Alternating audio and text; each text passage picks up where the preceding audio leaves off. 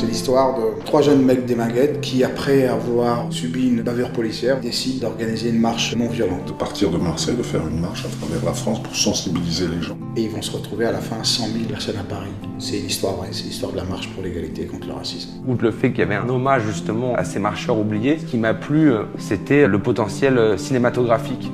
Et je trouvais que c'était une grande histoire. J'étais sur les épaules de mon oncle quand ils sont arrivés à 100 000 à Paris. Je me souviens vaguement d'un bordel, je me souviens d'une fête, tu vois.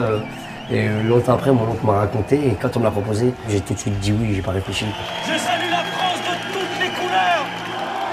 L'idée de Nabil, c'était pas de faire un film nécessairement engagé ou de dénoncer quelque chose, c'était vraiment aussi de raconter une histoire. C'est un film qui a la volonté de rassembler le plus de monde possible. C'est pas un film d'auteur radical, pur et dur, c'est pas du tout un documentaire. C'est l'aventure humaine qui m'intéresse. Comment se fait-il que des jeunes face à la violence, ils décident à un moment donné, parce qu'ils n'ont plus de possibilité de répondre par la non-violence. J'aimerais qu'à travers ce film, on se rende compte à quel point on est français, tu vois, à quel point on le revendique, à quel point on en est fier. Parfois, quand tu fermes les yeux, ça pourrait être totalement des dialogues d'aujourd'hui. Et je pense que c'est le moyen aussi d'attirer des gens qui n'ont pas connu cette époque, c'est de leur dire vous n'avez pas connu, mais en fait vous vivez la même chose. Dire qu'on va faire une histoire sur des mecs de banlieue qui sont non-violents, qui ont comme référence Gandhi, certaines personnes m'auraient dit bon, oui. Heureusement que c'est une histoire vraie, parce que sinon personne n'aurait pu y croire.